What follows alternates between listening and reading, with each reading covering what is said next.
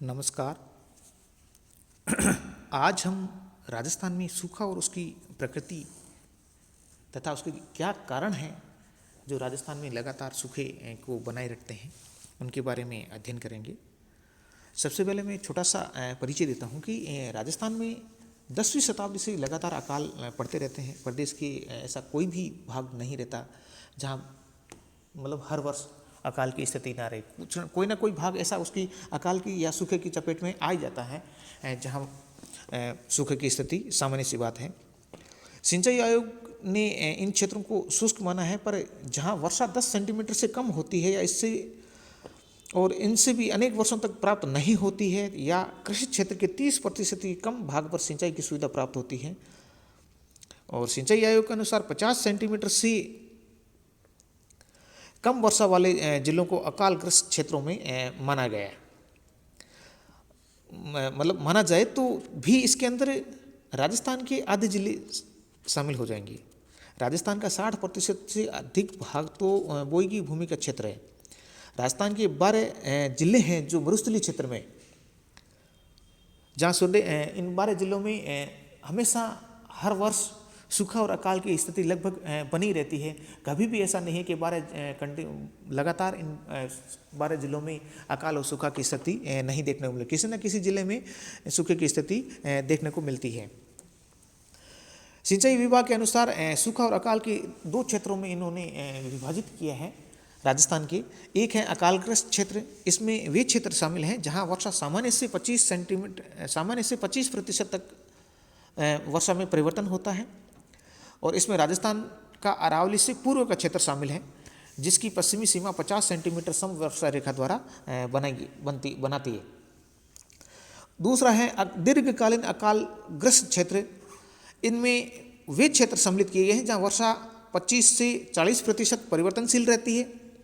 राजस्थान के 12 मरुस्थलीय जिले हैं, जैसे गंगानगर, हनुमानगढ़, बीकानेर, सीकर, चूरू, झुंझुनू, नागौर, पाली, जोधपुर, जालोर, बाड़मेर, जैसलमेर जिलों को इसमें शामिल किया गया है, जिनमें जो वर्षा का जो परिवर्तन का जो प्रतिशत है वो 25 से 40% के बीच में मुख्य रूप से देखने को मिलता है। सूखा क्या है?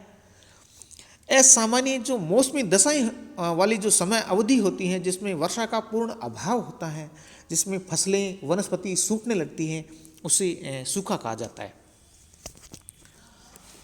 अब मैं बात करूं कि राजस्थान में सूखे की जो प्रकृति है वो किस तरह की है।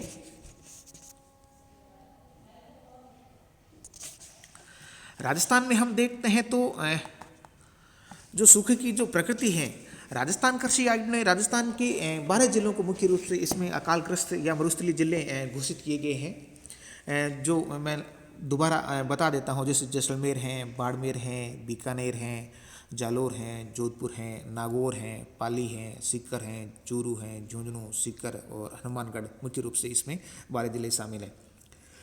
और इसमें राज्य की 40% जनसंख्या का भाग भी इसमें शामिल है। राज्य की 62.10%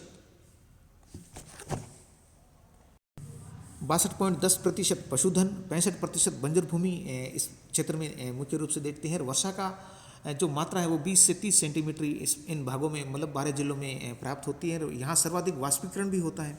वर्षा की कमी के कारण भूमिगत जल है, सतही जल है, ये संसाधन भी की कमी पाई जाती है।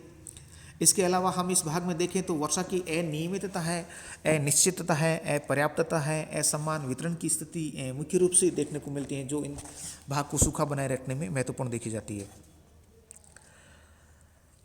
इसी तरह कुछ राजस्थान में जो सूखा की स्थिति के 3 प्रकार और इसमें बताए गए हैं। जैसे सूखाग्रस्त क्षेत्र हैं, इनमें राजस्थान के 12 जिले।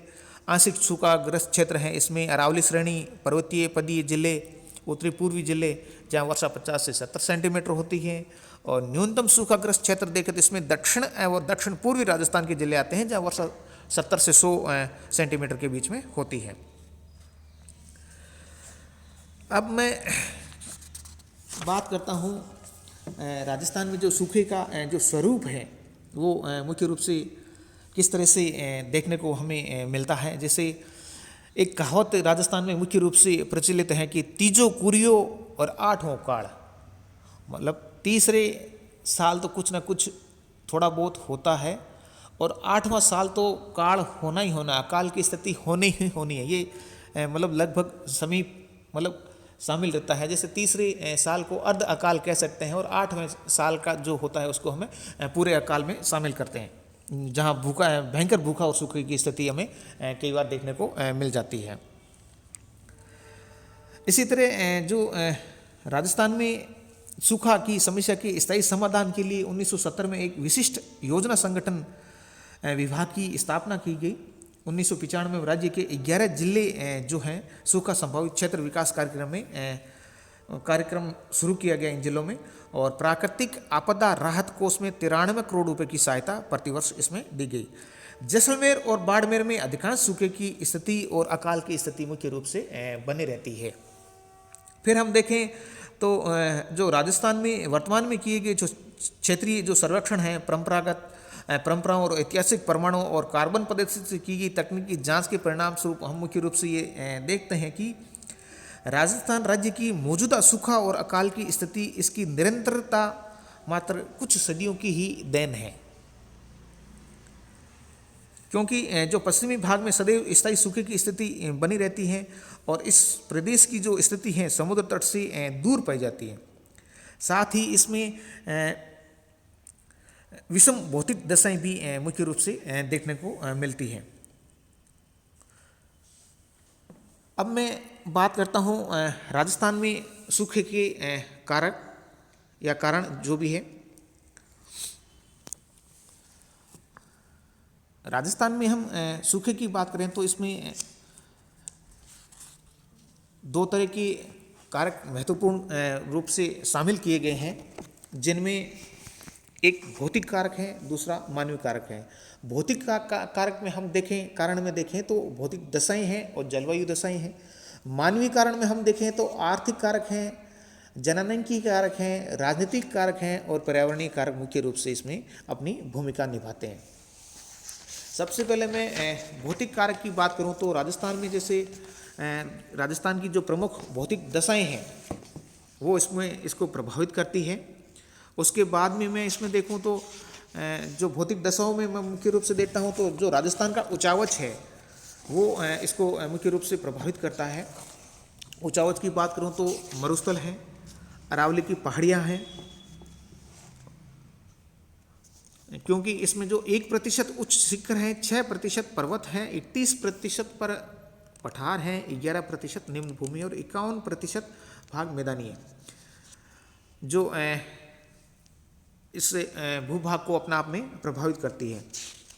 इसी तरह जलवायु दशाओं की मैं बात करूं तो राजस्थान में सूखा और जलवायु परिवर्तन में प्रत्यक्ष संबंध मुख्य रूप से हम देखते हैं। मरुस्थलीय भागों में वाष्पीकरण अधिक होता है और मानसूनी जो पवनों की दिशा है, मानसून की जो अनिश्चितता है, वर्षा की जो मात्रा है, गहनता है और वितरण की जो अनिश्चितता है वो भी इसमें सूखे को बढ़ावा देती है। इसी तरह इसमें जलवायु में और देखूं तो दैनिक, मासिक और वार्षिक जो तापांतर हैं वो भी इसमें यहाँ अधिक देखने को मिलता है। यहाँ की जो गर्मियाँ हैं वो बहुत ही उष्ण होती है और शीत ऋतु भी अपना आप में काफ़ी कठोर होती है। वनस्पति क्षेत्रों का भी इसमें विकास नहीं हो पाता है। फिर मैं बात करूं मानवीय कारकों में, तो मानवीय कारकों में मुख्य रूप से मैं देखता हूं तो आर्थिक कारक हैं। आर्थिक कारक में जो भूमि के विस्तृत उपयोग, पशुधन की जो वृद्धि के साथ जो कृषि से संबंधित कार्य हैं वो इसमें शामिल किए गए हैं, मतलब मुख्य रूप से है, जिनसे कोई ज़्यादा विशेष आर्थिक लाभ नहीं हो पाता है। लोग जो पशुपालन करते हैं वो इस हिसाब से करते हैं जिनका कोई भी व्यापारिक महत्व ना के बराबर होता है। वो अपने जीवन यापन के लिए कृषि करते हैं और उसी के साथ ही पशुपालन का कार्य करते हैं, जिससे किसी तरह का आर्थिक लाभ राज्य को नहीं मिल पाता है। और पशुपालन में ये चौपाई जो भेड़ और बकरियां हैं ये सर्वाधिक मात्रा में रखते हैं। जो छोटी उड़ने वाली वनस्पति को मतलब आधे से ज़्यादा खा लेती है, उससे ज़्यादा वो अपने पैरों के जो खुर होते हैं उनसे उस वनस्पति को नष्ट कर देती है, जिससे कि वो जो मिट्टी होती है वो कमज़ोर पड़ जाती है और वो भी इसको नुकसान पहुंचाती है। जनसंख्या के कारण में हम बात करें तो 5.6 करोड़ 2001 की जनसंख्या यहाँ राज्य में निवास करती थी और जनसंख्या में लगातार वृद्धि है। कुछ ऐसे नगरों की ओर भी प्रवास की स्थिति लगातार देखने को मिल रही है। पशुओं की संख्या में भी मानव की जनसंख्या के साथ निरंतर बढ़ती जा रही है। इस तरह से जो है राजस्थान में जनसंख्या वृद्धि भी मुख्य रूप से अपने आप में सूखा को बढ़ावा देने के लिए शामिल है, क्योंकि अभी तक बहुत सारे ऐसे क्षेत्र हैं जहां विज्ञान या चिकित्सा की बात करूं या शिक्षा की बात करूं तो वो राजस्थान के बहुत सारे क्षेत्रों में नहीं पहुंच पाई है, जो जिसके परिणाम आज भी हमें देखने को मिल रहे हैं। फिर राजनीतिक जो कारक हैं वो भी इसमें मुख्य रूप से शामिल हैं। राजस्थान में जो सरकारी नीति है, राजनीतिकरण है, ये भी अप्रत्यक्ष रूप से सूखा नियंत्रण को बढ़ावा देते हैं, क्योंकि सूखे से निपटने के लिए सरकारी बजट में पहले से ही इसका प्रावधान का अभाव मूल्य देखने को मिलता है। ऐसी कोई स्थायी जल नीति नहीं है। सूखे से निपटने के लिए दीर्घकालीन जो योजनाएं हैं उनके योजनाओं के निर्माण का भी अभाव है। वित्तीय संसाधनों का भी यहाँ मुख्य रूप से कमी देना पड़ता है, कमी देखने को मिलती है। और सहकारी निजी क्षेत्र है, जनचेतना के भी मुख्य रूप से अभाव है। इसलिए बहुत सारे इसमें राजनीतिक कारक भी शामिल हैं।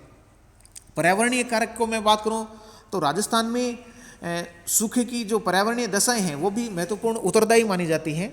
जैसे राजस्थान में खनन है, कृषि उद्योग है, परिवहन व संचार सेवाओं के कारण पर्यावरण जो अवनयन की स्थिति है वो निरंतर बढ़ती जा रही है। पर्यावरण की जो सभी तत्व है वो निरंतर प्रदूषित भी हो रहे हैं।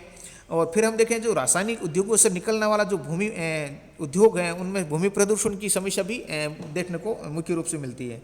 फिर हम देखते हैं कि मानव पर्यावरण में निरंतर प्रतिकूल जो संबंध है वो होते जा रहे हैं। नहरी क्षेत्र में हम देखें तो जल प्लावन की स्थिति निरंतर बढ़ती जा रही है। ज़्यादा पानी देने की वजह से ये नहर के किनारे वाले जो भाग हैं वहाँ पे स्वयं की समस्या मुख्य रूप से हम देखते हैं।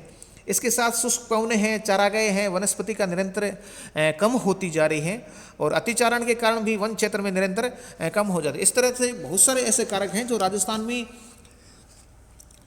सूखा और अकाल की स्थिति को लगातार बनाए रखते हैं, जो अपने आप में राजस्थान की स्थिति और दशाओं को काफ़ी प्रभावित करते हैं। धन्यवाद।